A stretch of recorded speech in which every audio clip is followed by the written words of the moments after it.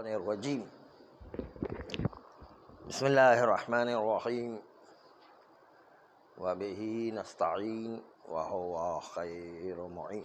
اگر خطرہ ہے کہ برہنہ نماز پڑھنے میں کمرے کے اندر بھی کوئی ناظر محترم اس کو دیکھ سکتا ہے، یعنی دیکھ سکنے کا امکان موجود ہے، تو پھر اس کے لیے لازمی ہے کہ وہ بیٹھ کر اس طرح نماز پڑھے کہ اپنی شرمگاہ کو رانوں کے درمیان چھپا کے نماز پڑھے، اور اس طرح چھپا کے نماز پڑھے کہ اگر اس کو بیٹھ کر نماز پڑھنے میں بھی جس حالت میں خطرہ لگتا ہے اس حالت کو نظر انداز کرے، اور اس حالت میں جہاں پر محفوظ ہے اس حالت کو برقرار کرتے ہوئے نماز کو برقرار رکھے۔ مثلا فرض کریں کہ بیٹھے بیٹھے نماز پڑھ رہا ہے، وہ سجدے میں جاتا ہے تو ممکن ہے کہ کوئی ناظر محترم شرمگاہ کو دیکھ لے،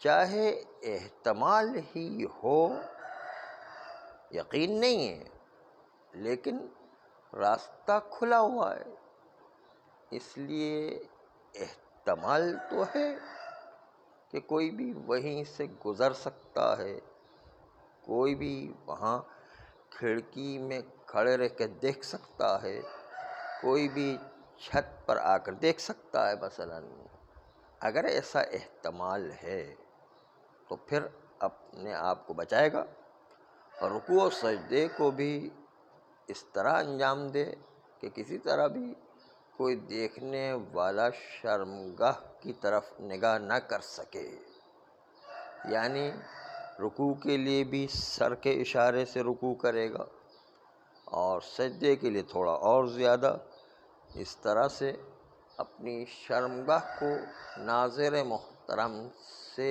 بچائے گا۔ یہ ناظر محترم سے مراد یہ وہی مطلب ہے کہ کوئی حیوان دیکھنے والا ہے تو وہ بھی دیکھنے والا ہے، لیکن وہ ناظر محترم نہیں ہے، اس کے دیکھنے سے کوئی فرق نہیں پڑتا ہے، وہ اگر جو ہے شرمگاہ کو دیکھ بھی لے تو کوئی حرج نہیں ہے۔ ہاں، اور اگر جو ہے کوئی غیر ممیز بچہ ہے 3-4 سال کا تو اس کے دیکھنے سے بھی کوئی فرق نہیں پڑتا ہے۔ تو ناظر محترم کا مطلب یہ ہے کہ جس سے شرمگاہ کو بچانا ضروری ہے، جیسے ممیز بچہ ہے یا بالغ ہے، پاگل ہے، اس سے بھی بچانا ہے۔ پاگل کا ہم نے کہا کوئی بھروسہ نہیں ہوتا ہے نا، پاگل ہوتا ہے نا، پاگل جو ہے اس کا کوئی بھروسہ نہیں ہوتا نا۔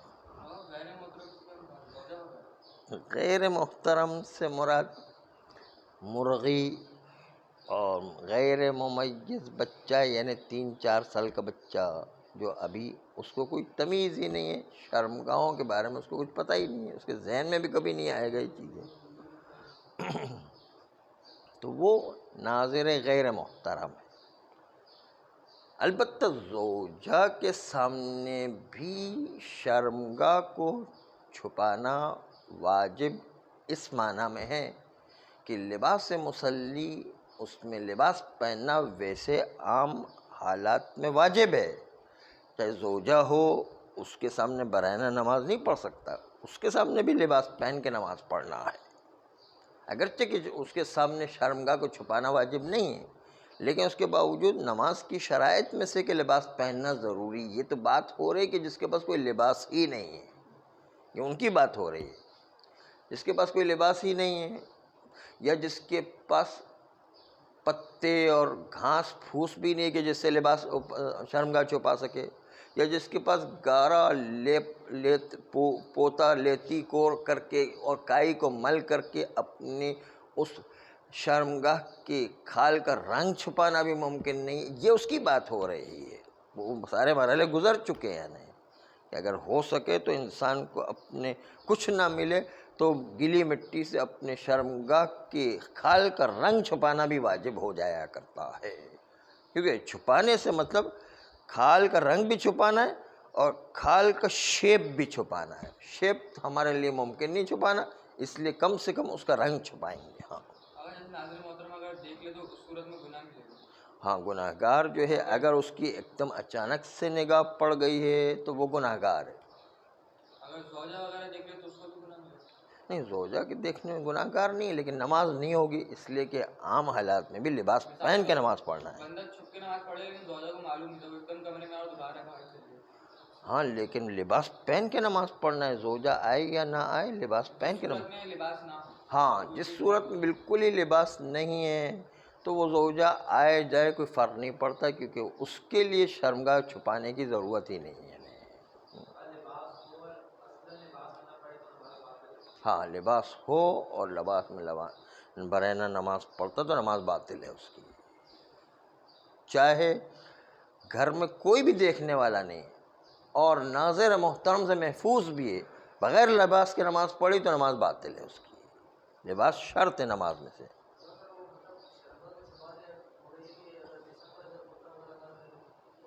کرتے کو جسم پر چھپانے کے وجہ شرمگاہ کو چھپائے، یعنی کرتے کو جو ہے وہ شرمگاہ کے لیے استعمال کرے، کیا ہے؟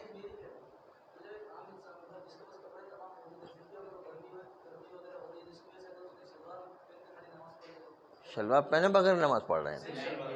ارے شلوار کیا چڈی پہن کے بھی نماز پڑھے تو نماز ہو جائے گی اس کی۔ ہاں، چڈی پہن کے بھی نماز پڑھے تو نماز ہو جائے گی۔ ہاں،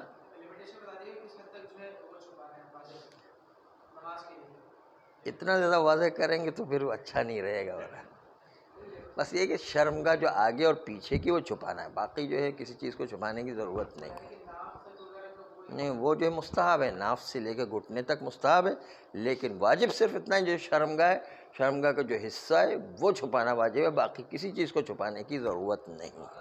حتیٰ حفظ کو چھپانے کی بھی ضرورت نہیں ہے، حتیٰ جو ہے وہ ناف کو چھپانے کی بھی ضرورت نہیں ہے، حتیٰ جو ہے وہ اطراف شرمگاہ کو بھی چھپانے کی ضرورت نہیں ہے، کسی چیز کو چھپانے کی ضرورت نہیں ہے۔ ہاں، مرد کی اتنی شرمگاہ چھپ جائے اس سے نماز ہو جائے گی، صرف شرمگاہ چھپنا واجب ہے۔ اختیاری حالت میں بھی آپ چڈی پہن کے نماز پڑھ سکتے ہیں۔ ہاں، روحانیت میں تو التماس سے دعا کرتا ہے۔ روحانیت والی بات ایسی ہے کہ اس میں جو ہے جتنا اچھا لباس پہنیں گے اتنا جو ہے اچھا رہے گا، مقدس و سفید و پاک و پاکیزہ صاف ستھرا لباس پہن کے نماز پڑھیں گے، عطر و خوشبو لگا کے مسواک کر کے اور سرما لگا کے نماز پڑھیں گے، خوشبو لگائے تو ہمارے التماس سے دعا ہے، وہ ساری باتیں نہیں۔ ہم تو قانون کی بات کر رہے ہیں، قانون شریعت کیا ہے وہ بیان کر رہے ہیں۔ ہم جو مستحبات یا آثار وضعیہ کی بات نہیں کر رہے، ہم قانون شریعت کی بات کر رہے ہیں۔ تو قانون شریعت کے لحاظ سے کوئی چڈی پہن کے بھی نماز پڑھتا ہے تو اس کی نماز بالکل صحیح ہے، شرمگاہ اگر ڈھک رہی ہے، لیکن چڈی پہننے کا مطلب یہ نہیں کہ اتنا باریک کپڑا ہو کہ اندر سے چمڑی نظر آ رہی ہو، چمڑی کا رنگ نظر آ رہا ہو، تو وہ چڈی نہیں چلے گی۔ یہاں چڈی بھی ایسی ہونی چاہیے جو شرمگاہ کو ڈھانک سکے، اندر سے نظر آ رہا ہو تو فائدہ کیا اس چڈی کا ہے۔ آج کل تو بہت ساری چڈیاں آ گئی اس کی وجہ سے جو اس کے اندر سے نظر آ رہا ہوتا ہے کہ کیا کر رہا ہے سر۔ تو اس لیے جو ہے بڑے سنبھل کے جو ہے چڈی استعمال کرنا ہے۔ جی، انڈر کیا؟ ہاں، انڈر ویئر پہن کے وہ نماز پڑھ سکتا ہے، اس میں کوئی حرج نہیں ہے۔ انڈر ویئر میں نماز ہو جائے گی، اگر شرمگاہ چھپا رہی ہے تو انڈر ویئر میں نماز ہو جائے گی۔ سب براجے کے نزدیک اجازت، سب نے اجازت دی کہ شرمگاہ چھپ جائیں۔ مرد میں بڑی آزادی ہے کہ خالی شرمگاہ چھپا کے نماز پڑھے تو کافی ہے۔ البتہ مستحبات کی بات یہ ہے کہ ناف سے لے کے گھٹنے تک سیسانے کا کہ اتنا ہو تو مستحب ہے۔ ہاں، صرف جو ہے وہ مقام پخانہ ہے، اس میں حفظ اور جو ہے وہ حفظ اور اطراف شرمگاہ والی چیزیں بھی شامل نہیں شرمگاہ میں۔ باقی شرمگاہ کی تفصیلات دیکھنا تو آپ توضیح المسائل میں دیکھ سکتے، زیادہ جو ہے وہاں پر واضح ہو گئے، بہت زیادہ واضح کرنا بھی مناسب نہیں ہوتا ہے۔ تو آ جائیے کہ اگر کوئی شخص اپنے آپ سے خطرہ رکھتا ہے، چاہے کھڑا رہ کر نماز پڑھ رہا ہے چاہے بیٹھ کر نماز پڑھ رہا ہے۔ کھڑا رہ کر زیادہ خطرہ ہوتا ہے کہ کوئی دیکھ لے گا، تو بیٹھ کے پڑھے گا، اور اگر بیٹھ کر بھی جس حالت میں خطرہ ہے اس حالت کو ترک کر دے گا تاکہ کسی خطرے کو نہ مول لے، کسی گزرنے والے کی نگاہ شرمگاہ پر نہ پڑ جائے۔ اور سستانی کا جملہ ہے کہ اپنی شرمگاہ کو دونوں رانوں کے درمیان چھپا کے رکھے گا۔ اگر بالکل برہنہ پڑا، کوئی چیز ہی نہیں، نہ لباس ہے، نہ گھاس پھوس ہے، نہ پتے ہیں، نہ گارا ہے، نہ مٹی ہے، نہ جو ہے لیتا پوتی کرنے والی کوئی چیز ہے، نہ کائی ہے، کچھ بھی نہیں ہے، نہیں، پھر کی بات ہو رہی ہے، اور پھر ایسی جگہ پر ہے کہ کوئی بھی شخص دیکھ سکتا ہے، خطرہ موجود ہے۔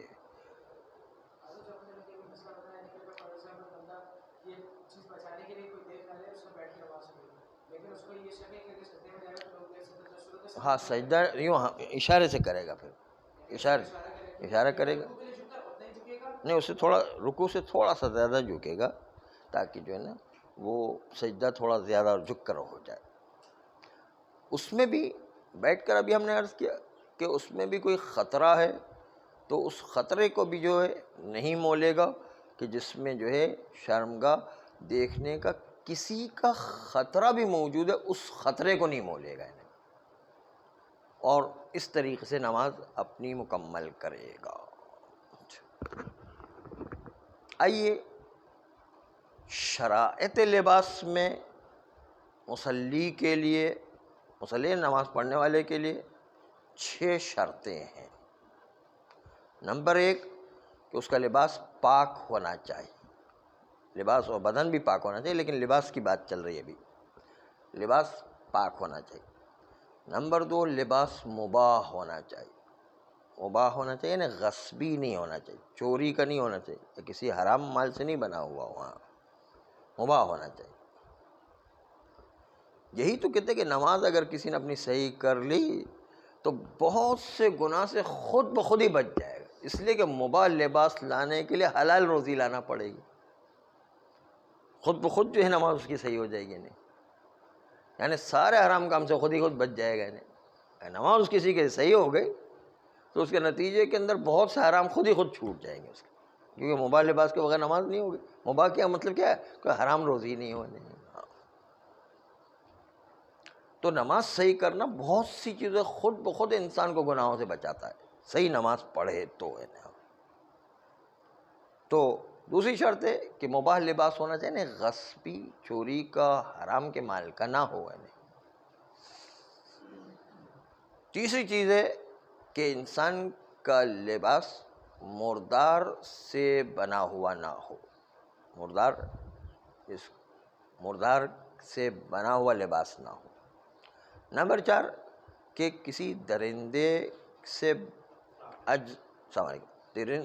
کے اجزاء سے بنا ہوا نہ ہو، بلکہ احتیاط واجب کی بنیاد پر کسی حرام گوشت جانور کے اجزاء سے بھی نہ بنا ہوا۔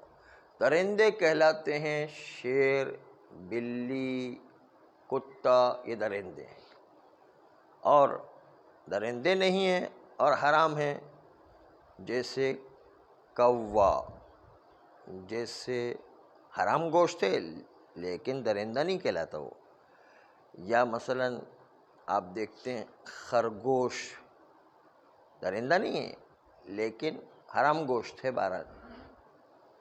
لیکن درندے وہ ہوتے ہیں جس کے پنجے پھاڑ کھانے والے ہوں اور دانت جو ہے وہ چیر پھاڑ کرنے والے، اس کو درندہ کہتے ہیں۔ اور باقی جو چیزیں ہوتی ہیں وہ درندے نہیں کہلاتے، لیکن بہرحال کھانے کے لیے کچھ نہ کچھ ذرائع اللہ نے ان کے لیے مقرر کیے ہوئے ہیں۔ تو درندے جو ہے ان کے اجزاء سے بھی بنا ہوا نہ ہو، بلکہ حرام گوشت کسی بھی جانور کے اجزاء سے بنا ہوا نہ ہو، احتیاط واجب کی بنیاد پر کسی حرام گوشت سے نہ بنا ہوا۔ اور چوتھی اور پانچویں شرط دونوں ایک ساتھ ذکر، پانچویں اور چھٹی شرط جو ہے یہ ذکر کی ہے کہ ریشمی لباس اور سونے کا لباس مرد کے لیے نہیں ہونا چاہیے، چونکہ مرد کے لیے سونے کے لباس اور ریشم پہننے کی اجازت نہیں ہے، عورت کو اجازت ہے۔ اس میں کوئی خاص وجوہات ہوں گی، لیکن ایک جملہ اشارہ کرنا ہے کہ اللہ نے عورت کی فطرت میں میک اپ اور زینت رکھی ہوئی ہے، تو اللہ نے اس فطرت کو مد نظر رکھتے ہوئے غالباً اس کے لیے سونا اور ریشم کی اجازت دی۔ مرد کی فطرت میں یہ نہیں ہے کہ وہ زینت کرے یا نہیں۔ ہاں، تو شاید اس لیے اور بھی بہت ساری مصلحتیں بتائی جاتی ہیں کہ مرد میں کچھ بیماریاں پیدا ہوتی ہیں، عورت میں بیماریاں پیدا نہیں ہوتی، وہ خیر ایک دوسرا مسئلہ ہے، لیکن ہمیں تو شرائط کو دیکھنا ہے کہ سونے اور ریشم کا لباس مرد کے لیے اجازت نہیں، نماز اور مرد کی اس میں باطل ہو جایا کرتی ہے۔ 6 شرائط آپ کے سامنے پیش کی۔ نمبر 1 پاک، نمبر 2 مباح، نمبر 3 مردار کے اجزاء نہ ہوں، نمبر 4 درندے یا حیوان حرام گوشت کے نہ ہوں، نمبر 5 اور 6 ریشم اور سونے کا لباس نہ ہو۔ یہ 6 شرائط کے ساتھ انسان کو نماز کا لباس استعمال کرنے کی اجازت ہے۔ مردار سے مراد کوئی بھی مردار ہے؟ ہاں، مردار جو ہے باہر ملکوں میں تو جو گائے بھی کاٹتے ہیں ان کا طریقہ جو ہے وہ نیلے کے اوپر گراتے ہیں مارنے کا۔ تو وہ تو ذبح شدہ جانور کیا مردار نہیں کہلائے۔ مردار ہی نہیں، جو مر گیا خود بخود یا اس کو غلط طریقے سے ذبح کیا گیا وہ، ہاں غلط طریقے سے ذبح کیا تو بس ٹھیک ہے۔ لیکن باہر کے ممالک میں اب صحیح طریقے سے ذبح ہونے کا طریقہ بھی، جیسے آسٹریلیا سے جتنی گائے آ رہی ہے وہ صحیح طریقے سے ذبح ہوتی ہے، کیونکہ وہاں ہمارے بڑے بڑے علماء نے ایران سے عراق سے جا کر چیک کیا، انہوں نے بالکل صحیح طریقے سے ذبح کر کے وہ پورے دنیا کے اندر اپنا گوشت فراہم کر رہے ہیں۔ بالکل صحیح ہے، ایران کے اندر بھی جو آسٹریلیا کا گوشت آتا ہے ہم تو پہلے صلی اللہ علیہ وآلہ۔